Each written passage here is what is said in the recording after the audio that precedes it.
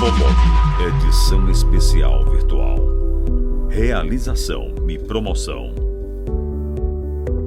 Patrocínio.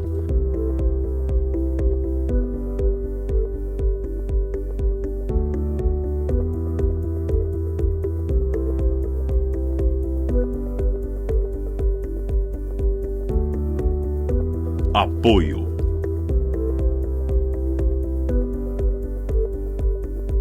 Apoio institucional. Parceria. Parceiros de mídia. Assessoria de imprensa. A logística e a transformação digital integrando negócios.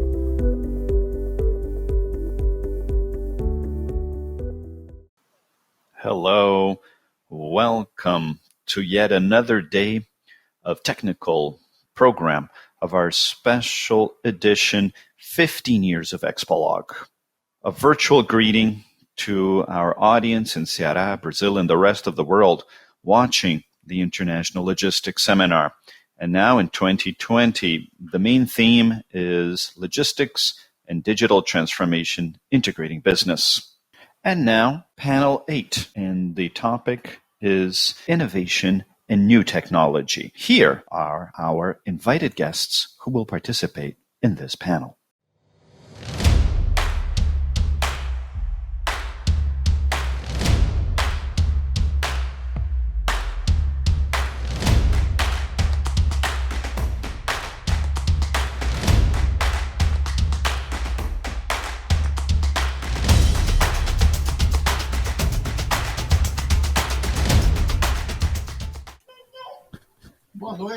So, good evening to the audience and all the attendees of our biggest logistics fair in northeastern Brazil, in its 15th edition, Expolog, in this digital format to take to people all over the world, all the logistics novelties and everything what's happening in Brazil in this field. I am from Saber, Inovar, a company of mine, a consulting company specialized in strategic marketing, sales and innovation. I'm very honored to have you. My name is Marcelo Bandiera, and I'm honored to be with you. People bringing good results to the value chains all over Brazil.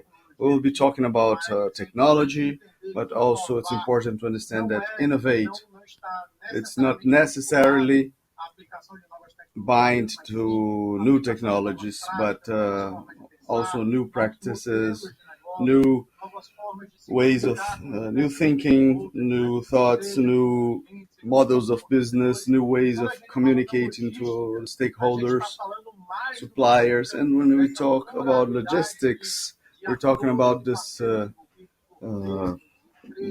multiple entities and actors involved, so the third sector, the private sector, this in civil society in general. So it's really a big pleasure to me to be the mediator. We have Luciana Guerise. She's the director of the Association of Private Terminals, ATP. We have Fernando, Serra, manager of statistics and performance assessment of the National Agency of Aquatic Transports, the regulator in Brazil. We have Joyce. She's a operative officer of the supplier, and also Angelino from ABTRA. So to all of you, please, all of you in the audience take notes, get a piece of paper and a pen or a pencil to be a unique moment to exchange experiences. So I would like to pass the floor to Luciana Guerise. The floor is yours.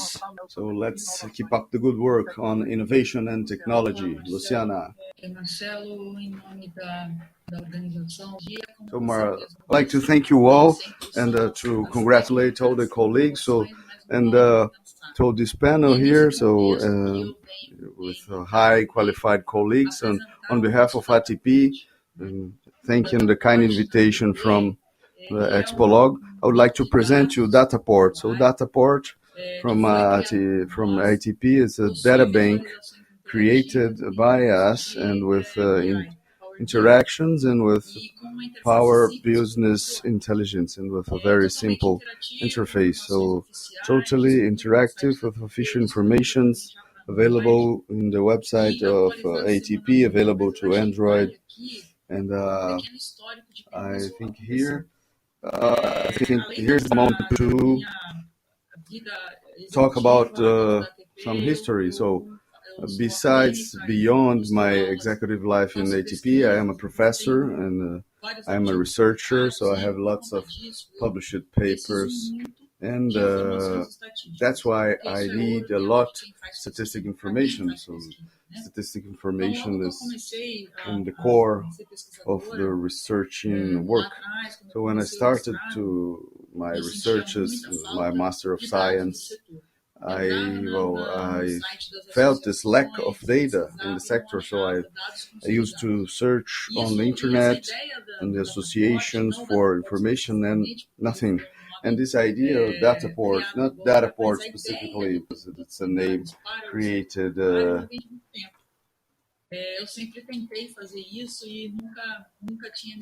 And I tried a lot to create a software like that, and we hired an assistant, an employee, and I would like to create, and I commented, I would like to create a data bank, to add with my criteria everything already available in the ANTAC website, but something tailor-made. And I presented her, and it was very simple, and that employee, that colleague of mine, my assistant, she said, okay, interesting. And some months later, she said, I would like to show you a draft. And, she presented me Dataport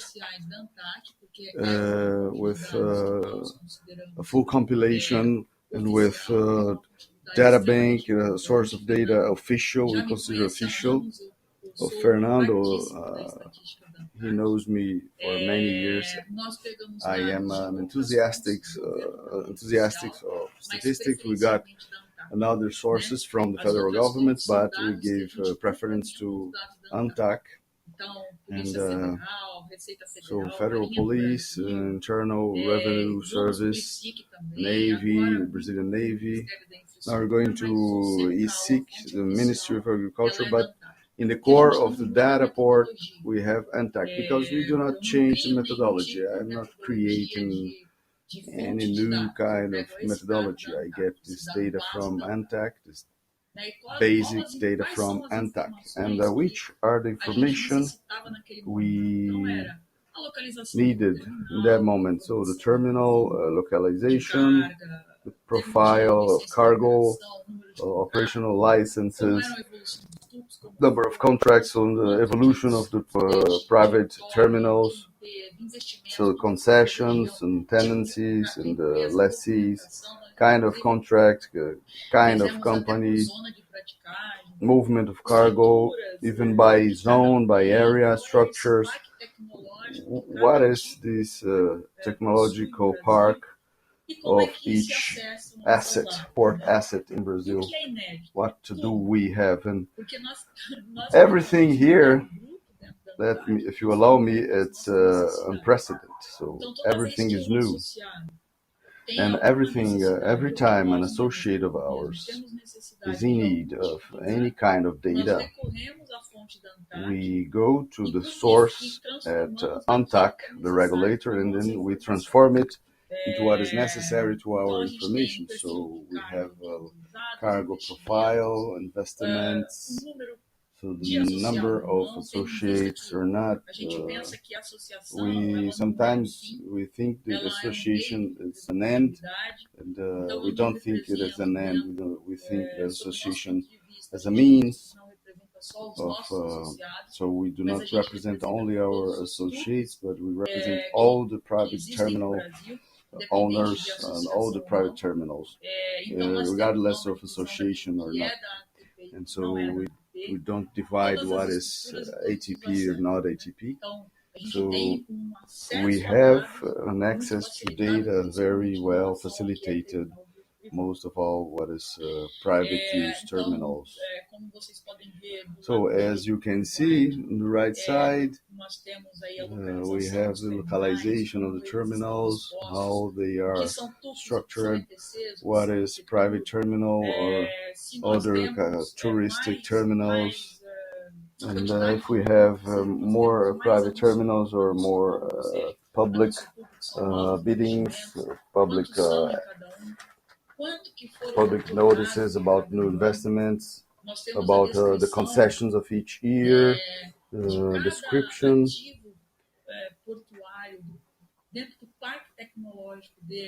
So we have the description of all the assets inside the technological park. An example is Hidrovias do Brasil. It's a localization, where it is localized, number of contract, which of all the amendments to the agreement, and it works for the 240 terminals of private use registered under the UNTAX umbrella.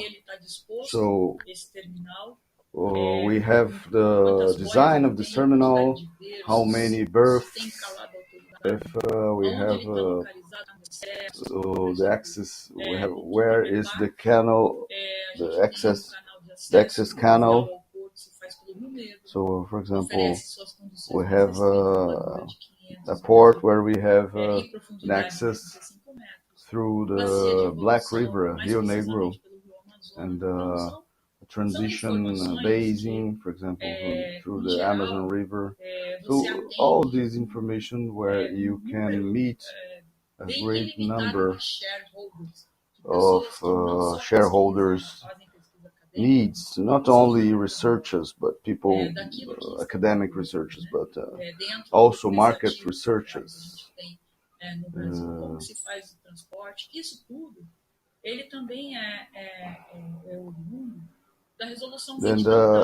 This is all originated in the resolution number 20 from NTAC that talks about the procedures of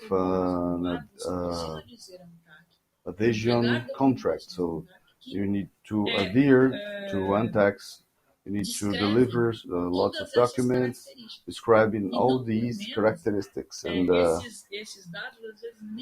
sometimes these data are not available in an easy way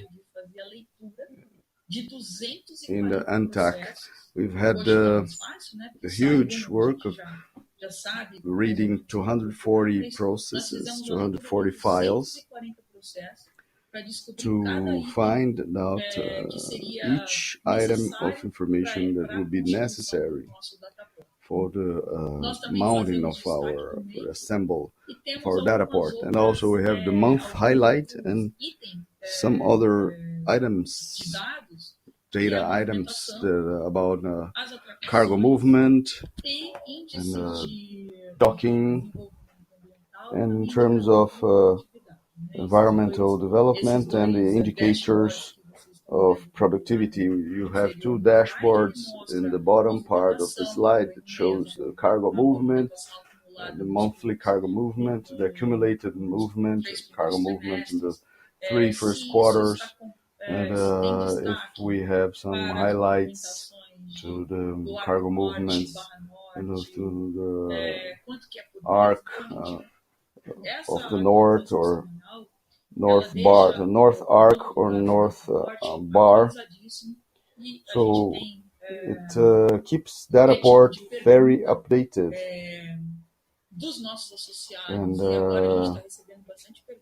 And we are receiving lots of questions from the government, from the academics interested in investments, and we verify if this question is already under our in our portfolio, and if not, we create the question, we create the data bank, and we facilitate the life of people who's searching for information. And I must confess, I've been very these data port served a lot to me because I am a professor and a researcher, and it's proved me that when we dream about something together, so we can achieve our dreams. So, and we are giving society very necessary information that may be useful also for researches on improvement and productive improvement and enhancement. So, and that's it, the reason why we research, so to improve all the sectors. And you may choose any kind of authorized company if they're not part of ATP or part of ATP, if they are included in the North Arc. And we may research by operation zone, or so solid, liquid, or container, bulk characteristics. So the group of cargo, I have lots of alternatives to create new researches, if I will. So which are our new perspectives? So the leasing contracts, but are not so easy in terms of data. It changes every time. Sometimes we don't have data about these tendencies, but we have sufficient time to launch this data. And we'll insert fiscal incentive data. We have all this data already mapped. Sector that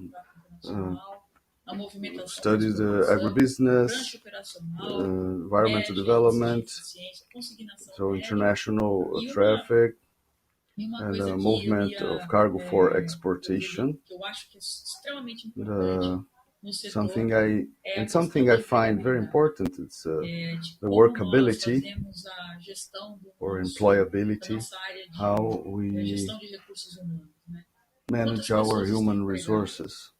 How many people are employed, which are gender, age, range, qualification, degrees, and I will exaggerate here that please ANTAC start some data gathering about the employability, because inside the infrastructure sector we're not talking more about port sector if not followed by the word sustainability. And sustainability involves capacity building and gender, age range, diversity, and school background and technical qualifications that we may create, we may build the capacity together, right?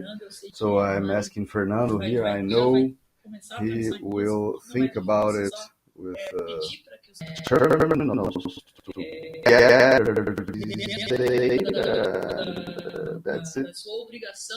Beside their obligation to provide data to ANTAC, this is a very important data. we would like to present to the market. And to finalize, Dataport provides data of each quarter from ANTAC. We do not go far from this rule for different methodologies, different from ANTAC's methodology. And we have the last numbers. We have 43.4 billion in the last 8 years of investments, because we're very proud of it. Because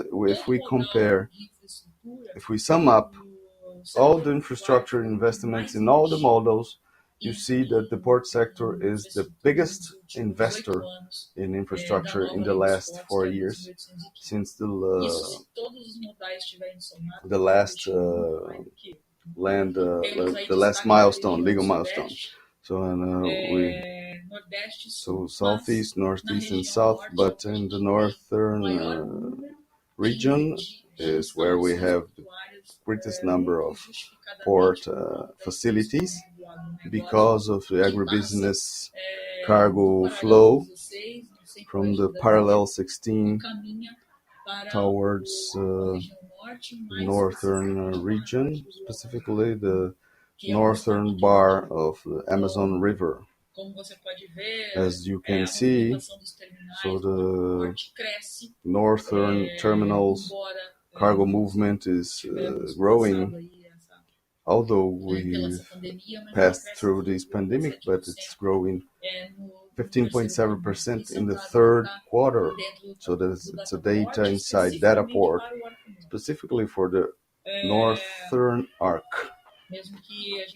So even if we discuss this COVID issue, you have lots of data, cargo growing, so excepting the bulk, solid bulk that decreased, but we have refining because of this transition between sugar and alcohol, much more alcohol than ethanol than the solid bulk.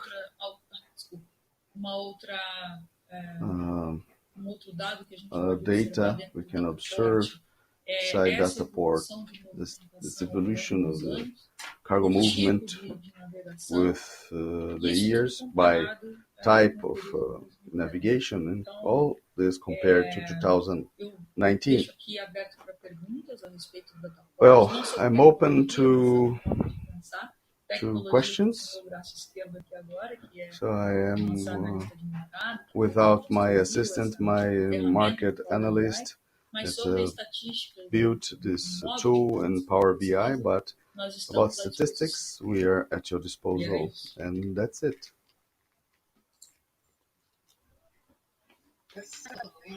So excellent, Luciana. So I think the first thing is to show that innovation happens when the academy and the private sector, they get closer. So innovation happens because I am a professor as well. I also did my Master of Science training, and talking about research, so we have this data mining, useful research always for useful data. So, and this participation of the academy with the private sector is excellent. And in practice, we saw these interactions. We saw this during your presentation, this interaction generating results.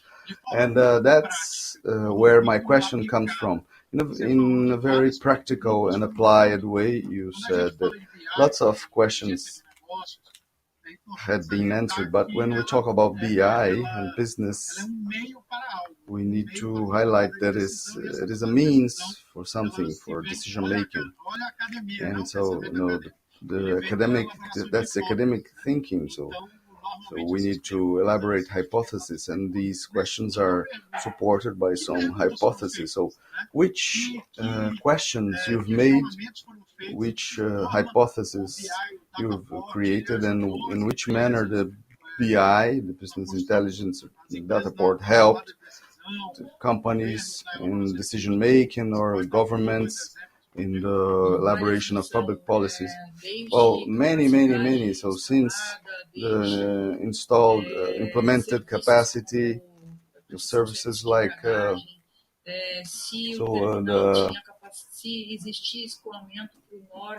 dredging capacity, if there were facilities in the north, and which was the size of the type of navigation, the amount of navigation, if there was access for a specific type of navigation for a specific cargo, which were the degree of investments, which companies were investing, if the investments, we had Brazilian investors, which were the zones of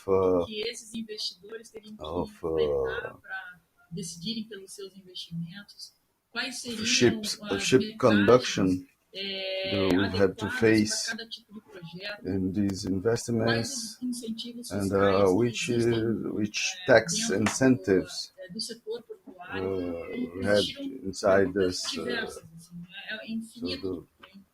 the port sector, so which maritime pilot situation we should have, and lots of questions we receive, and we have a very positive feedback.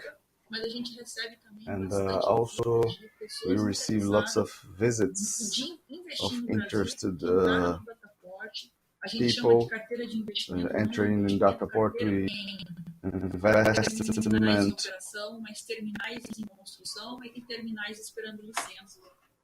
investment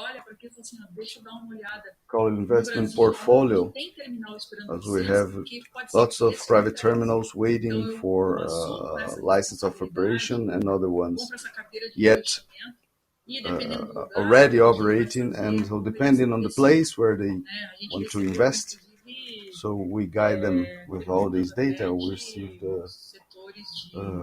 questions from banks, for example. XP Investments was interested in our data port consolidated data. So Spectaculars who wanted to put this in intelligence production and for making it available to our society. I would like to advance and pass the floor to Joyce Ribeiro. For those, so she is the COO of Optimal Supply. The floor is yours, Joyce. So thank you. Let me share my screen with you.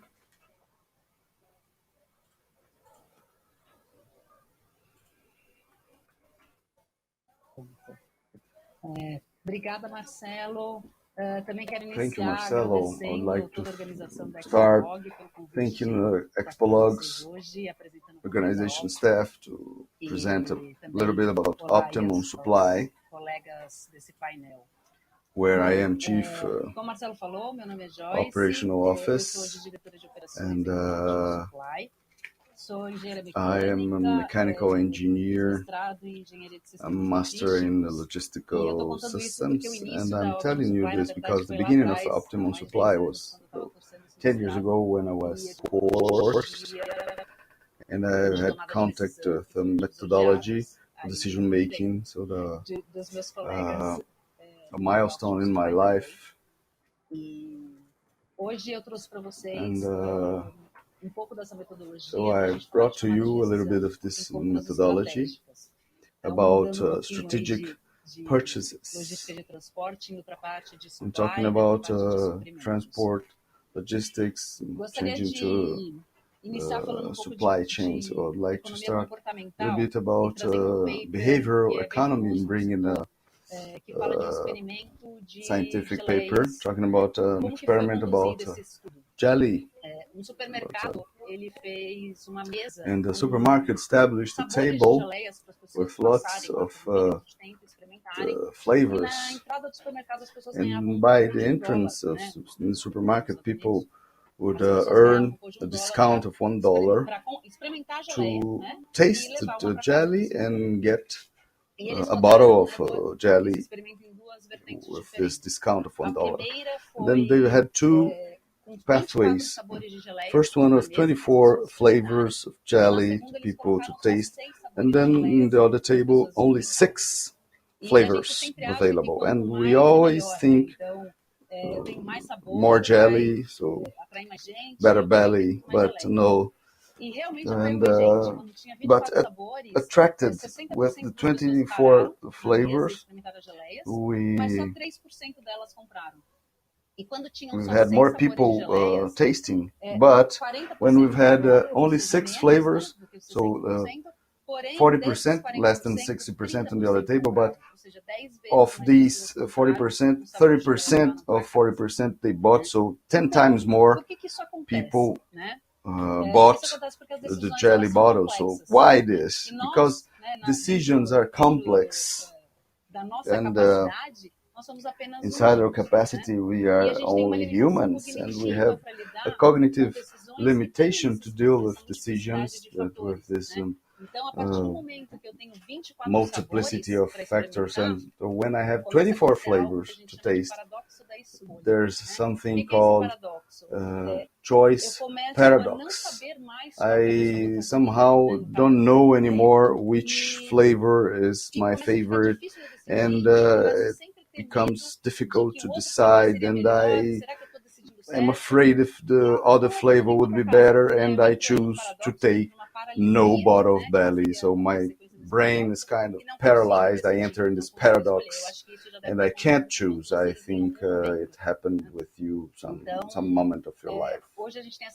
And now, and today we have this cognitive from newspapers from 6 to 8 options. So 6 to 8 options are comfortable to our brains. And the decisions are relative. They depend on context. It serves to any decision making. And we brought this to the procurement or supply, because these procurement areas, supply areas inside the organizations, they are each day more highlighted, more critical, more fundamental, and that's why these areas, they need tools in order to take better decisions. And why these procurement or supply decisions are so complex. So they have multiple objectives. We must consider quality, price. We need to consider social, environmental factors each day more. We have these intangible aspects. And if I buy with some supplier, which is delivering me a product according to what I need in a good price, but if the supplier supports child labor, so I cannot have this supplier anymore, because this is not so tangible, but we must take it into account. I have multiple stakeholders, multiple areas involved. We have multiple objectives that are controversial amongst them. So if I am about to buy something on the internet and I have to pay more to receive it quicker, so I can save some money and receive next week, or I really need it tomorrow and I need to pay more. So I have horizons of long term, that some decisions will have some impact in the long term, and I have lots of risks and uncertainties, and I also have some difficulties to identify which options are good and robust in these chaos. That's this complexity reality, and we have an optimal solution for each situation. Sometimes not the ideal, but it's the best in that context inside this relativity we commented about, and it changes, it's dynamic according to the situation. Other thing, it's about decision to have strategic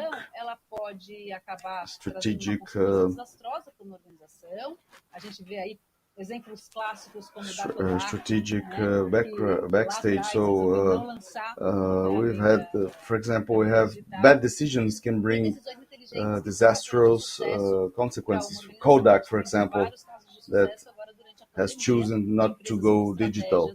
And smart decisions can be a fundamental key for the success or the survival of a company. So in front of these aspects, how can we choose the better option, make the best decision? When we put together complexity and strategic relevance, we need a method for decision making. As we said before, as we've heard before from Luciana, the academic part here have its weight to help elaborate all the scenario. We can't trust only in our brain capacity because we are humans. Okay, so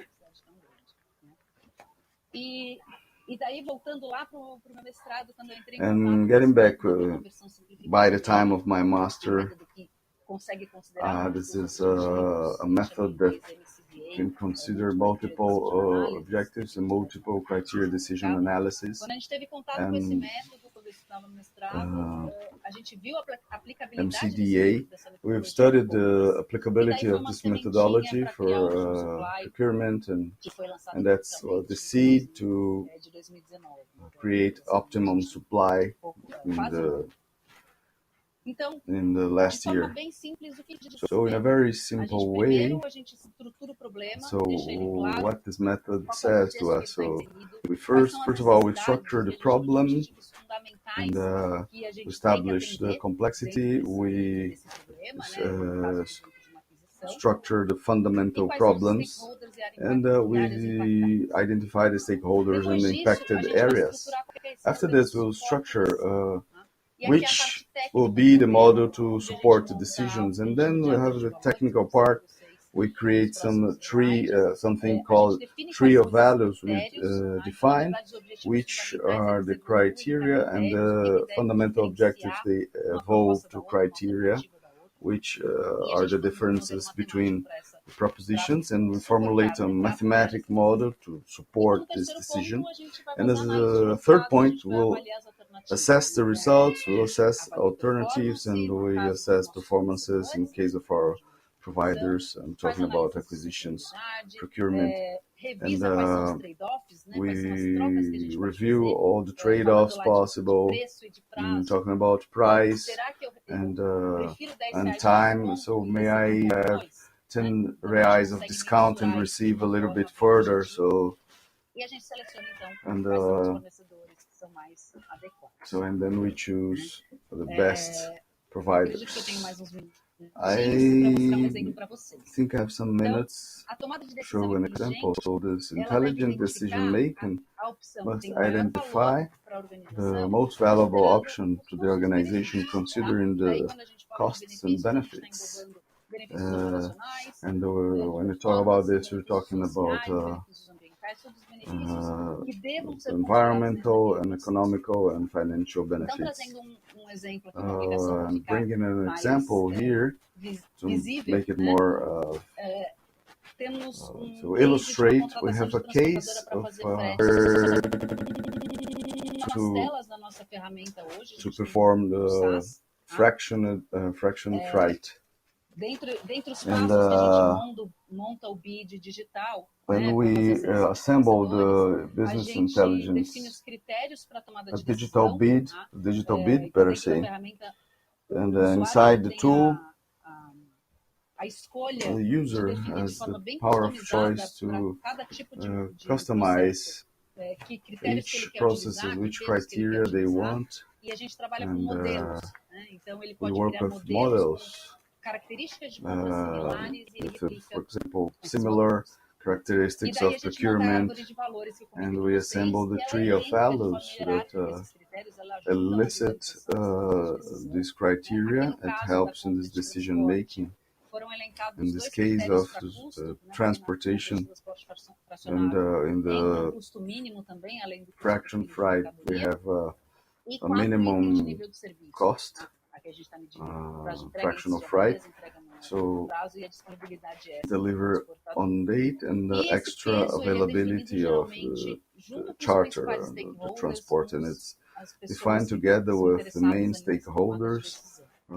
People are interested in this decision-making process. We assemble an RFP, and this RFP through our tool, we have a link generator where the supplier answers through this survey, and also through spreadsheets when we have very long bids. And then we have the part 3 of our methodology, that is assessment. So we can assess the performance of each provider for each one of the criteria in a very clear way. So we have provider letter D. This provider has the best score, but we're talking about maximization of value, so the less cost, with the best benefits, so a low cost, but delivering a low level of service. The provider D delivers in 7 days, and the provider A services in 3 days. So it's a huge difference, 3 days to 7 days. And we see this scenario, we assess the scenario. They don't need so the company decides not to get the provider D because they need level of service, but it serves as a tool for best approaching the provider. So the company compares all the levels of services in all the criteria. So, and then they can negotiate, they can benchmark, and then the company can reason better and can be better objective. So the level of negotiation is increased between provider and buyer. So, and then you have lots of rounds inside the platform and reviewing the after negotiation. So in our case, the provider A made a better final proposition, and with value increasement. If we are satisfied, we can close the procedure, but we could keep reviewing and then negotiating. And in general, that's some screens of ours to highlight our procurement process. And just to finish, we work with this value maximization that allows us to bring a strategic alignment for each one of acquisitions, supporting the negotiations in a very objective way, and it brings a risk reduction to your process because you bring suppliers each day more aligned of what your company needs. So we work through models. So we summon up people to work in these models, and then the operational part is to run these models each day. And then we can work in a very collaborative way, including the intangible aspects, to bringing in the technical area, the requesting area, to work inside the platform, to perform assessments, and to be a committed part of these decision-making processes. And last but not least, in the supply chain and procurement, we assure compliance with justifying with documents. I can tell that the tool is not the decision maker, so the user. If the user wants a different decision that is different from the recommendation of the platform, the user may choose differently and document it. The important is to have transparency. So I pass my contacts here, please be at ease to contact me. You have this QR code to go straight to our page. So thank you, Marcelo. Spectacular, wonderful. We see once again Academy generating innovation and shaking the markets and also monetizing, generating new companies, new and job posts and improvements for the productive sector. Congratulations, Joyce, to transform this your dreams into entrepreneurship. So interesting that the platform Luciana presented us is very anchored in data from the past. And I realize in your platform, I didn't saw you talking about predictive analysis, but from what I got, your platform makes some forecasts into the future. I would like you to talk about some decisions that can be taken, can be made from the classic, for example, cost to buy or cost to keep classic from logistics and procurement. But I would like you to approach further for audiences which kind of decisions the procurement managers can make and in which manner your platform can help. Well, we can comprehend all kinds of decisions. We have clients procuring transportation or packaging, marketing services, compra de veículos, né, de máquinas, de equipamentos de manutenção. Então, assim, o uso é diverso. Por quê? Equipment, porque a metodologia machine, para diversos tipos de problema. Because the methodology is the same for multiple types of problems. You have the framework, the guidelines, and you insert information according to your scenario. And in order the user can assemble models that make sense. And we were working these days where we didn't need lots of benefit and quality, and then you can look more to the costs. And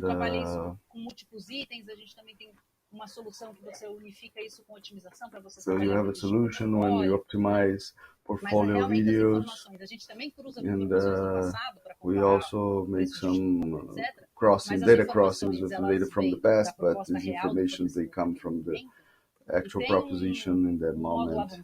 And we have this advanced mode that we want to talk, making a market forecasting study on your strategy, and you can use the platform to simulate how it would be inside the specific categories, so to assemble the forecast, right? Forecasting the area department budgets. Yes, you can assemble this inside of the model, and then we have a mode that we call it simulation, so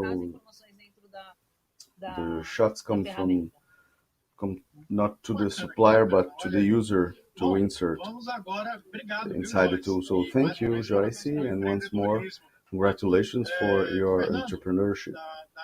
So Fernando from ANTAC, he's the statistic manager of assessment and development of the National Agency of Aquatic Transportation, so a Brazilian regulator.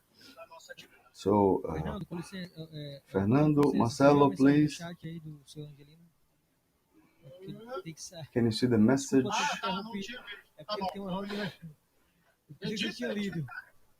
Tem algum problema de fazer essa inversão aí?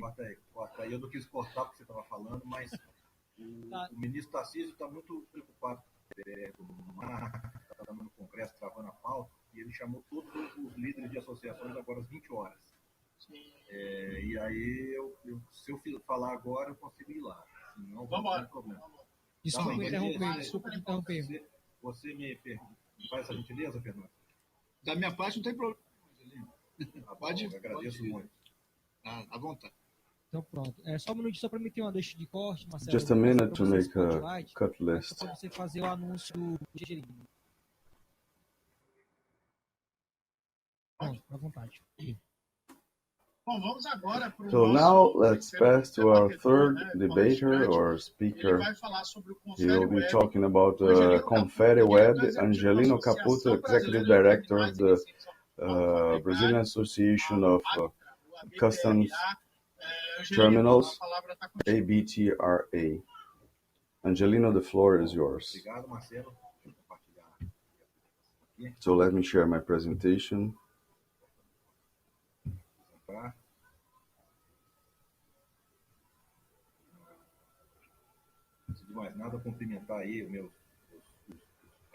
So I'd like to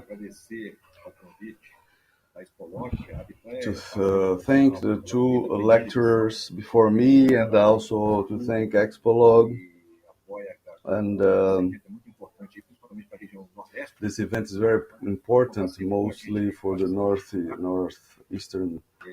northeast region of Brazil.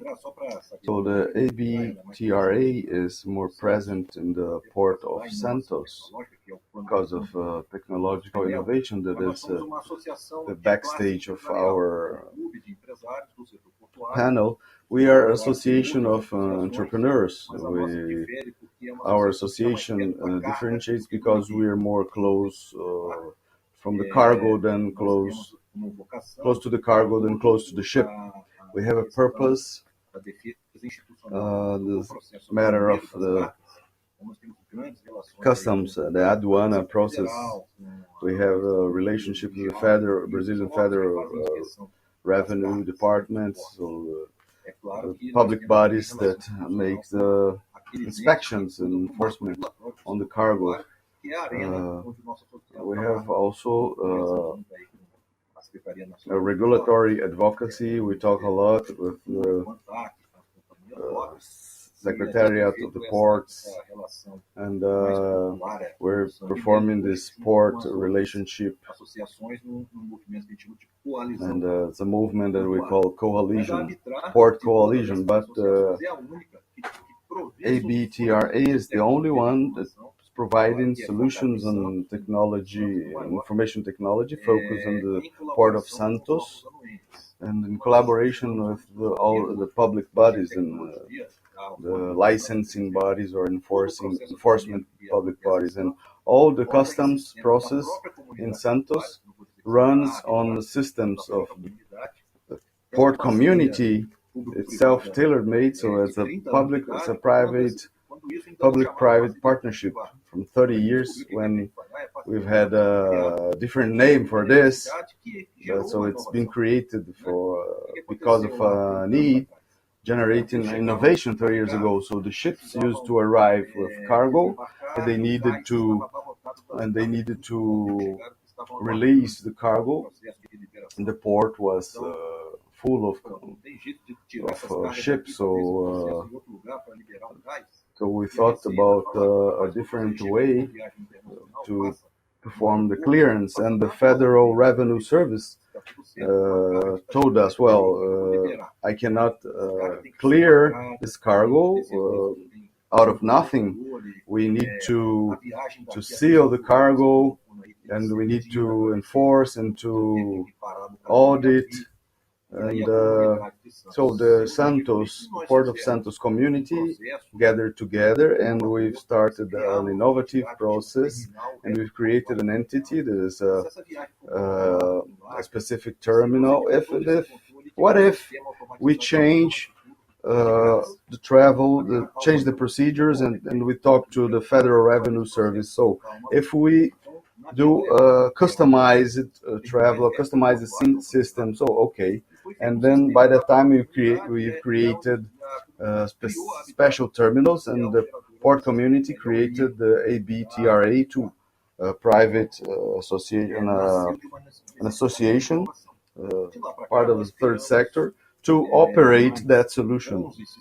So, and from that time on, we created 11 more IT systems, and to participate on this panel now, but we had another 10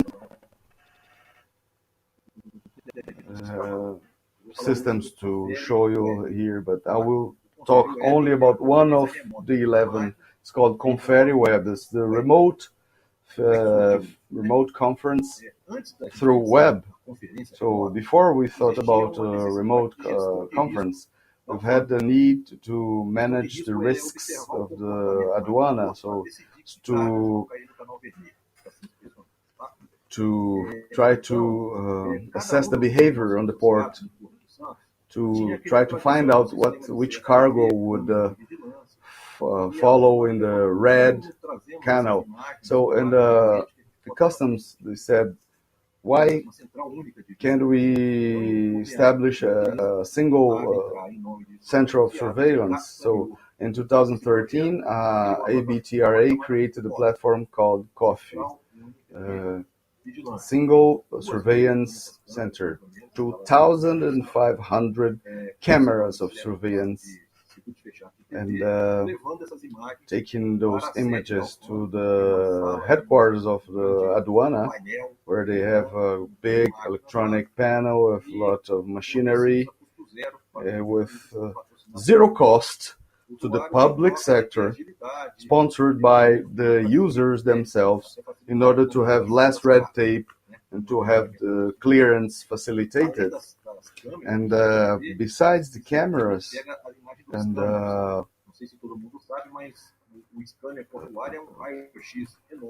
so I don't know if we're aware about the port X-ray scanner, and we have the X-ray, and we have conveyor, and they may see something out of the standards, some different patterns of wrong situation. That's it. And since we've had the surveillance system, so people said, oh, Port of Santos is too big. They have two margins, the Guarujá side and the Santos side. Shall we inspect the cargo only through images? So and then we have Confere now. So it's an evolution of these previous systems of camera surveillance system.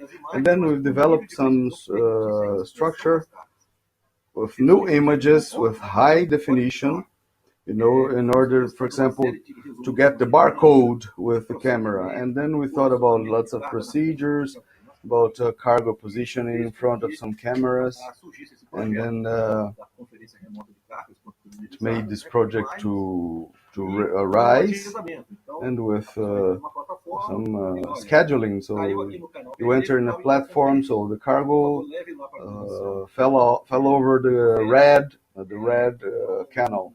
So, and then the customs department, they schedule a day and a time, and the container is opened, and footage is performed, then some photos are documented for further audit, and tested with lots of camera resolutions, and the Santos Aduana regulated it through an ordinance, and never more a public enforcer left the Aduana headquarters to see a cargo. Every inspection is performed by the table, by the public servant table in his office. And so in a difference of 5 seconds, they can inspect and audit containers, in different margins, thousands of meters of distance. So it is a case of productivity success. And we saw other ports and some airports wishing to have a system like that. And talking about Santos, we have another public body. There's a Ministry of Agriculture auditing cargo, food cargo, some sanitary inspections. So, and they asked us if they could have a solution like that, a remote remote inspection. So we did with them a shorter project of 1 year because we've had the previous experience with the Federal Revenue Service, and then the port community sponsored collectively and then invested in all the machines, in all the cameras, in the office, the headquarters of the Ministry of Agriculture with optic fibers connection, and then we took the images from this conference of this kind of cargo to the so-called Vigi Agro. So, and they are migrating, and they are almost 100% remote inspection. And obviously, we did a specialized portal. The process of the Aduana is different from Vigiagro, from the Ministry of Agriculture, but in terms of operation, they're the same. And then the pandemic arrived. Public servant and enforcer, he got COVID-19, and now everyone had to go home. And now, how can we do? And we did the confetti through VPN connection from the computer in the headquarters, in the customs, in the Aduana, to emulate his presence in the Aduana office. So we invested a little bit in some softwares, but we managed not to stop the inspections.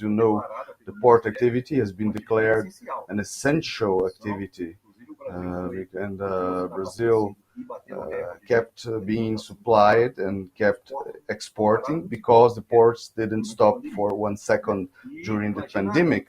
So you can imagine people working with this situation, so working from home, and they kept inspecting with no damage, no losses for our associates. But what about other airports and other airports? So they managed to improvise, and the Federal Revenue Service waived some items of safety, and then they improvised with WhatsApp and with Zoom, and but far to have this security and safety levels we have in the Port of Santos. And ABTRA thought, so shall we migrate all this inspection platform with superior security level to a web platform? And then I can give the same flexibility that these other solutions they have, and I preserve the operational philosophy, the levels of security and safety and access levels, and then we managed to develop a portal and migrate the platform with restricted access, with digital login without the VPN feature that from home to the Aduana headquarters with his digital certificate. So, and besides the solution, preserving the philosophy, the public servant, the enforcer, they may control the camera, they may manage all the features to get back, so rewind, so and go forward on the images. For example, if we could manage to go to 5 minutes before in our lecture, so only later, so then improvised solutions to not feature this.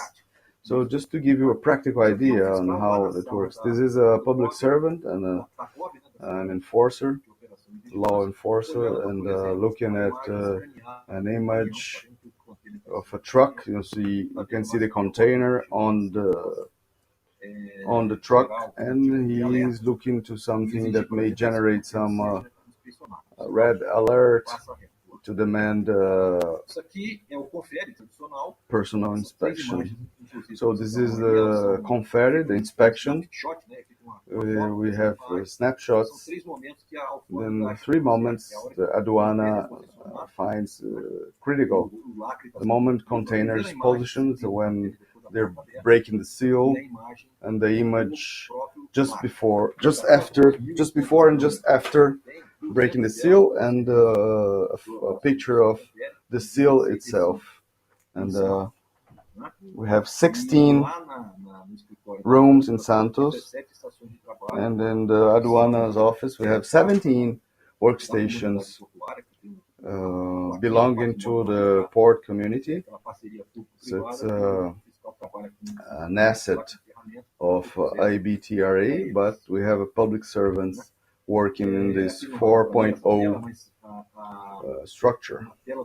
So this is our system, our VG Agro for the Ministry of Agriculture, where the enforcer has all the options to choose which documents in which place, which room, and so when the enforcer from the Vigiagro's office, so when the enforcers they schedule, the schedule generates a moment in other systems, and all the people will know that in that date, in that time, there will be an enforcer there. So the flow is, the bureaucracy is decreased a lot because of this system integrated with the portals, the Vigiagro. This is the Confere, the remote inspection through VPN. So you have a blue bar telling that here. So I have a screen at home, and then I have an image on the right side. The enforcer has the control of the cameras of all the surveillance system. So he can move the camera, he can do lots of different types of views, everything from home. And that's the environment we can get into the web portal. The web portal, we are finishing this novelty because of the pandemic, but we have also a web portal for it. I will show you some slides, footage of an actor playing the law enforcer, just to illustrate what happens in practice. So the enforcer, he enters and he identifies himself with the digital certificate, and he sees the schedule page. Everything is scheduled, everything that has been scheduled before with all the details, and he can see the details clicking on each scheduled item. And let me show you, we have information on the rooms where the inspection will take place, which documents are linked to this inspections. If we have different documents related to foreign trade, number of the container, people that will participate in the inspection. And effectively, the enforcer runs the inspection. If it's the case, if the enforcer wants to schedule another inspection, he will inform these that he's creating another remote enforcement in some days, and then the enforcer will inform all the data, the number of the document, and in which room, what time, and other information. And the interesting thing here is, let me show you further. We have this bottom part in here, and the enforcer can create a room with guests, virtual guests. They may call in the importer, the owner, the dispatcher, and these tools integrate with the main video conference tools, Teams and Zoom. And through this tool here, I can tell you if people will be able to share, open microphone or not, open camera or not, without having to set up in the conference app. So in that, we'll have an email here, automatically sent to the enforcer, to the guests, and we have the party set up. Everything may be set up here, but we're testing, under testing, not yet implemented. So other very interesting thing, we have all our associates here So the public servant from the surveillance, system surveillance, I can assume the control of all the cameras. We've chosen the test cameras in our ABTRA in IT room. I can do different gallery view or choose a specific camera. Everything we have in our current system, where the focus is cargo inspection, the enforcer will be able to do in this web environment we're creating. So to come back the images, who opened the door, who closed the door. So these are elements that influences in the risk management to tell if the cargo is cleared or not. So it simplifies a lot the procedure of enforcement in the ports and make it more agile. And when I told you in the beginning, this Confere Web is our newest solution, the most recent one. That's why I shared with you, but we have lots of things to show how we serve the port community. These are our contacts. ABTRA tries to defend our associates but with contribution to innovation and technology. Thank you very much.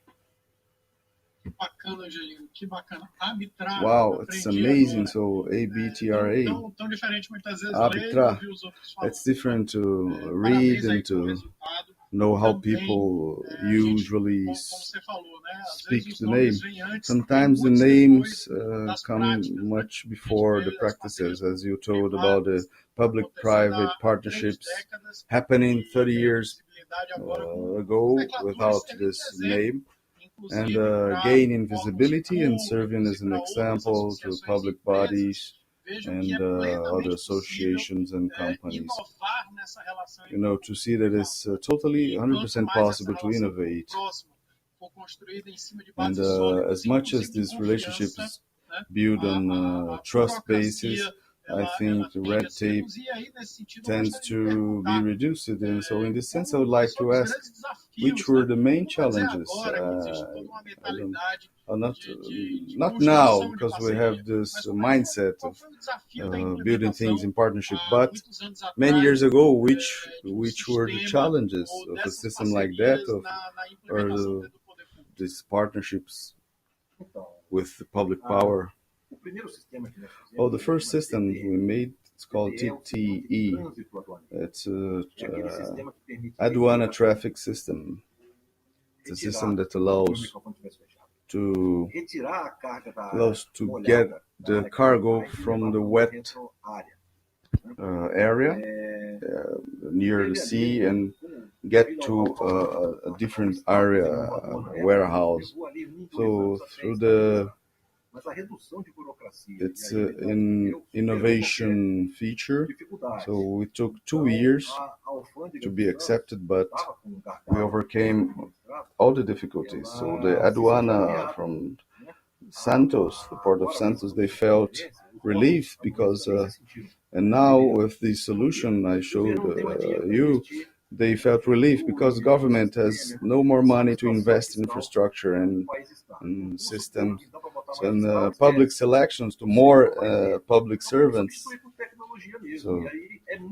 So we need to exchange for technology. In this sense, it's very important to the private sector to get close to the public. So the private sector is interested in facilitate to the government to solve the government's problems. So, and many years ago we've had difficulties, but we never lost the track of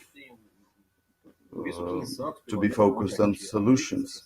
And at least in Santos, when we apply this on a very technological basis, we are very well recognized as ABTRA. And now we want to be recognized nationally, offering this kind of approach to the other ports in Brazil. We developed lots of hackathons, marathons of innovation, where we get a real problem of the port community, and then we try to see how the academy, how people that deals with open innovation to solve problems. So let me tell you something very interesting. So the port sector is a very traditional sector. People are conservative, but we have lots of heavy machinery and locomotive, and people are afraid of technology. Every terminal has technology, but we do not have a systematic procedure to address with technology systemic issues that are common for everyone. And ABTRA is trying to establish, to start this process, inspired by something we saw at Singapore. And at Singapore, people get the problem like this, an issue like this. They perform a marathon, they have the winning teams being incubated, and then they start up the winners, and then they have a solution. So we've replicate this thing in Brazil. We did hackathons in the Northeast about cabotage, and in the North region of Brazil about the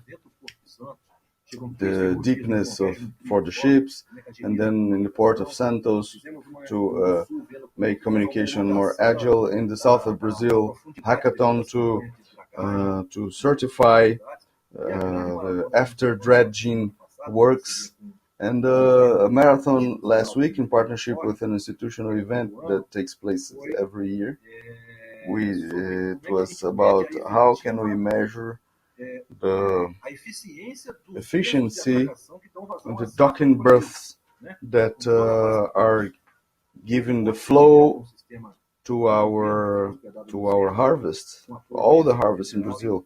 So we have the support from the Federal Revenue Service, and the boys, the guys, they consider that the ship that will embarkate the grain must close the gates before the rain. I have the difficulties to call the maritime pilot that is different for each berth, and how can I count what I know from each berth? How can I know about my actual maximum flow rate? It's not only the conveyor or the ship, it's every characteristics, to rain or not to rain. So the maritime pilot, so we do not have any mathematical model, but we have all these variables, and we may put this into an artificial intelligence systems, and that was the hackathon. And so that's the line of ABTRA as a spring to all the port sector. So spectacular, Angelino. I'm very happy to see innovation happening through these relationships. And now talking about regulatory environments and public power, and the issues about the relationship with the private initiative. I'd like to pass the floor to Fernando Serra from ANTAC. So initially, I'd like to congratulate my colleagues in the panel, and to thank the event organization for the opportunity to be here presenting something about our agency, or regulatory agency. That is the lung of the data in our national framework.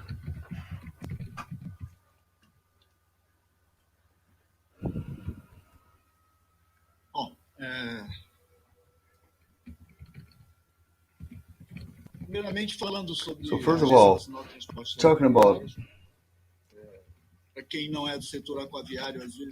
so for those who are not part of the port sector, they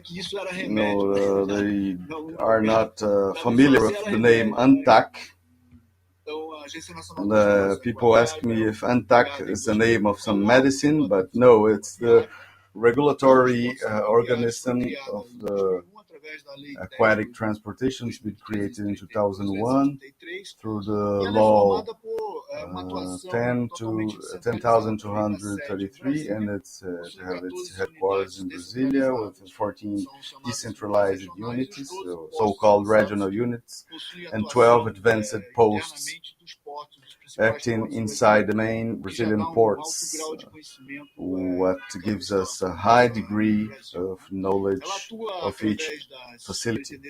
It acts through the superintendencies, comprehending the areas of regulation, enforcement, granting the concessions, and the system of port development, the area of statistics and studies on environment. I like a lot of this sentence, and I always state you cannot demand the right answer if you ask the wrong questions. It's from the movie called Old Boy from 2013. It summarizes the role of ANTAC on to supply the answers, even if they've been asked in the wrongly. So that's our mission, to provide market quality data that may answer all the questions, even if they are made in the wrongly. And these answers are provided through some different visions. We cannot think the aquatic sector as with a single point of view. We have enforcement and concessions, so we are providers of the internal areas of ANTAC. The vision of the point of view of the regulated market, the point of view from the consumer, people who import and people who export, the point of view of the national plans of logistics and the project, and we supply all these elements. A new port project will not be done without our database. And last but not least, the point of view of the academics, it's a very important vision for the platform revolutions and reforms, and we've been attending a lot, not only in Brazil but abroad, through PhDs and MSCs, and even also another undergraduation works. And the history of data in Brazil starts in 1839, so we've had an emperor. So I would like to mention the IPEA basis. IPEA data is an excellent platform to search for any data on any model. And we have the history starting in 1839. So till 1979, all the port data were collected and gathered by different bodies held accountable for the port administration in Brazil, and we've had some publishing, not so consolidated. But in the 80s, when we've had the Port Company of Brazil to manage the ports in Brazil, and the centralization movement, the so-called Portobras, started to publish the annual statistics, and sometimes they were published a year later, with 1 year or more delay. In 2012, with ANTAC, the ANTAC started to publish, to print these publications, and the data were always related to the last year. But in 2010 to 2013, ANTAC innovates, putting this data in the spreadsheets, Excel and PDF files, some more flexibility, because the user, they could download the files and work locally, performing, so building charts and graphics in a more evolved platform without having to digitalize and OCR the data from the previous years. And but the greatest milestone being the aquatic transportation statistics in 2014. So, and it's available in the web portal anuario.antec.gov.br. This annual publication breaks the paradigm of static data, and it's changes to monthly statistic data publications, and broaden immensely the amount of available data on the internet. For the future, well, we have lots of insights. So this statistic annual publication is not static, it's evolving each day more. We think about possible evolutions using maybe artificial intelligence, improvements on the data quality inside the smartphone application, so, and others, a series of convergences we're performing to broaden the statistic publication. So the triple bottom line to have a good data gathering is based on the law. So the 10233 law that's created in tax stipulates that the regulator has the obligation to gather these data, and it's impossible to perform regulation, concession, and enforcement without data from the sector. And through internal norms in the agency, we have resolutions 3274, a resolution on enforcement that obligates our clients that obligate them to send us data, and we safeguard this data. So we also perform annual meetings to discuss the novelties and demands from each sector, and all the evolutions are discussed and debated. There's no imposition, and that's a factor of success. We do not obligate nothing to anyone, so everything is discussed before implemented. And in this data area inside the agency, we decided to break that direct dependency of people from IT. Well, I like people from IT, but I told them I don't want systems, I want data. Because when I ask for a system and you create a system to me, the system is outdated. So people from IT, they were reluctant to give me access, but now I have direct access through SQL. And my team, they work with some tools in the extraction and the preparation of this data directly. I don't depend on the IT. And with this, we broaden a lot the knowledge about internal data and also about external databases.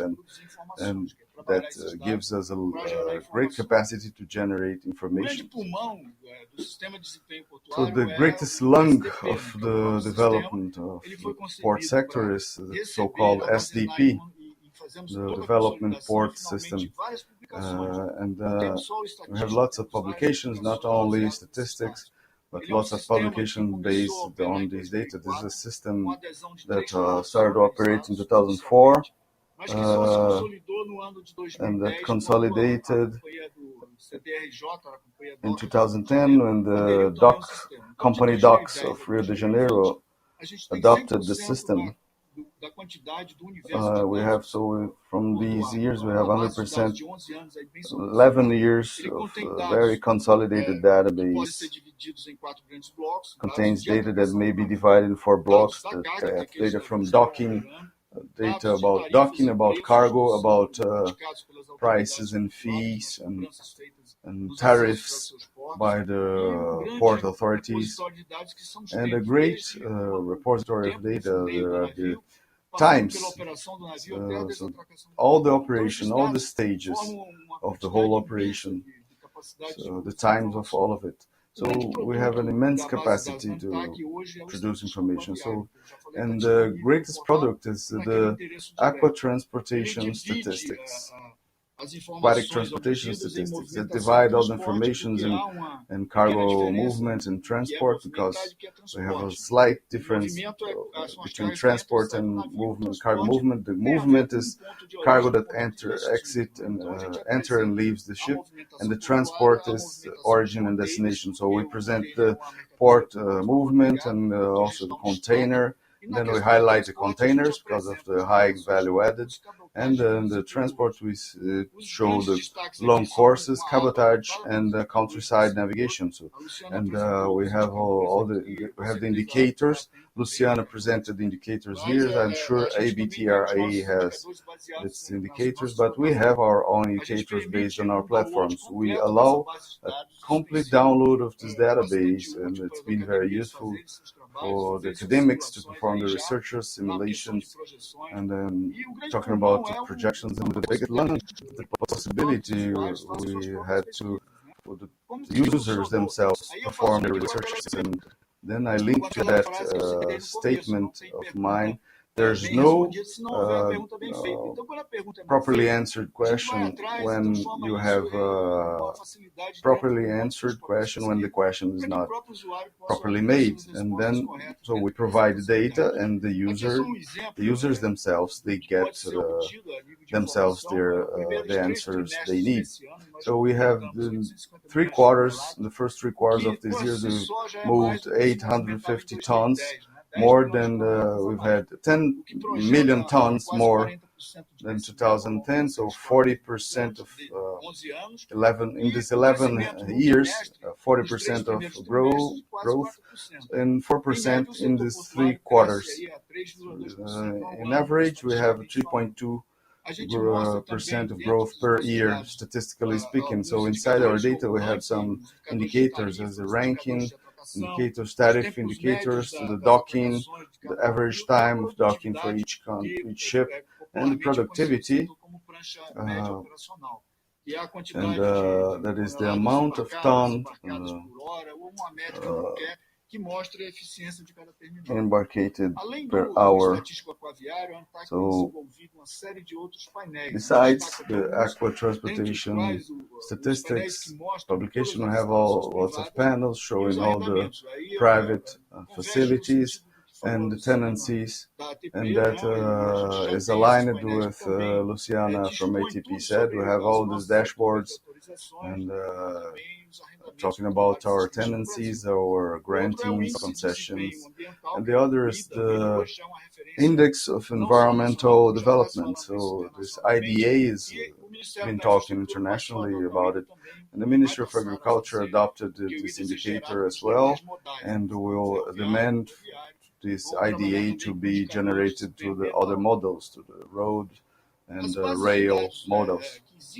So the databases existent are various. We saw the previous speakers talking about various databases. We have the Federal Revenue Service database, or Aduana, and Port Without Paper database, the database guarded by the Ministry of Economy about import and export in terms of import, export, and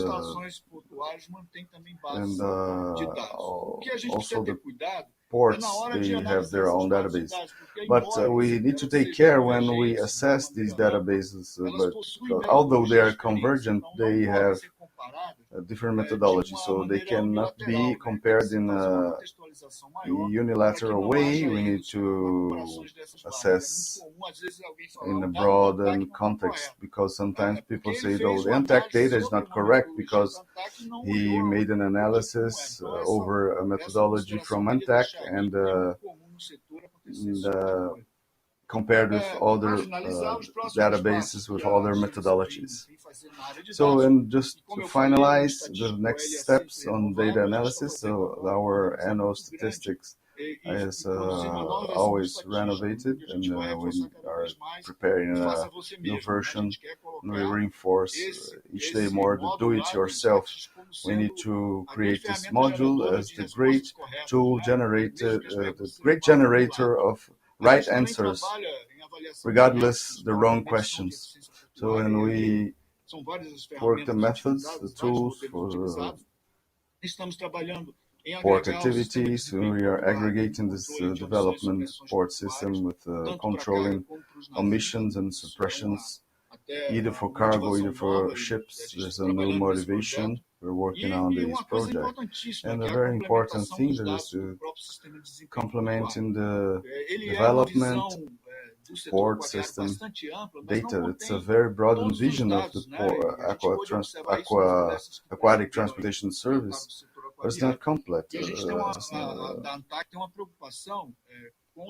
not complete. So the ANTAC has a concern with a single foreign trade commerce portal where the data converts to this new platform, and then we lose the accesses to complement our internal work. So we are planning, and the next strategic planning for the agency to adopt new data that this SDP searches in other complementary systems.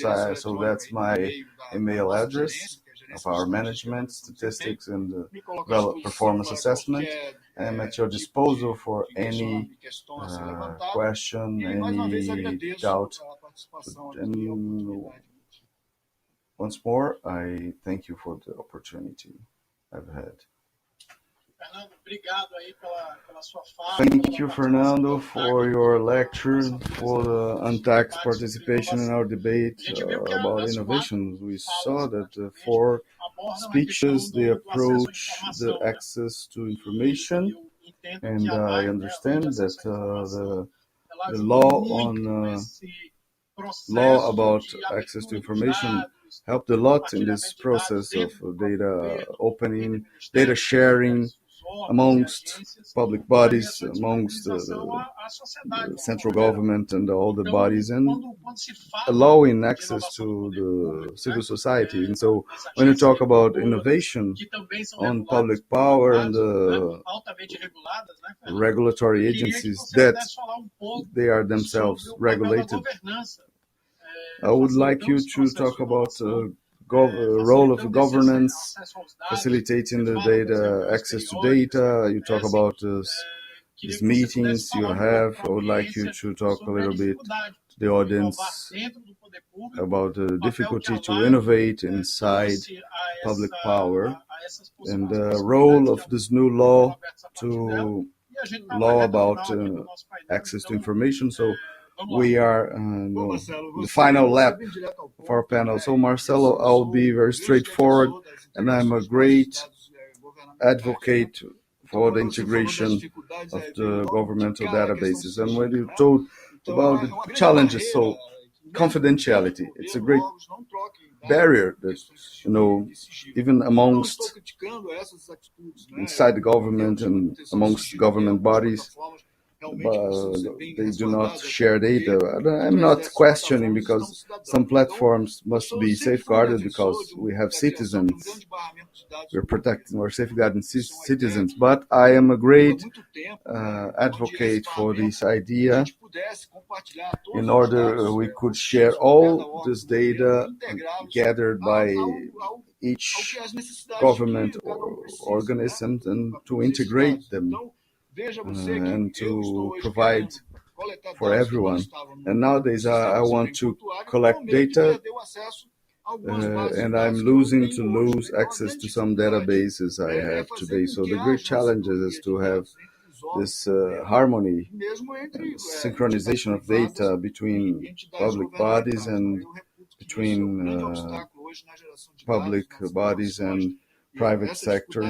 I think that is the greatest challenge, and we are kind of overcoming these difficulties. I am with a project with the Brazilian Navy to develop a data bus where we've had all the data from ships, Brazilian ships and foreign ships, in order to everyone who is interested in accessing this data may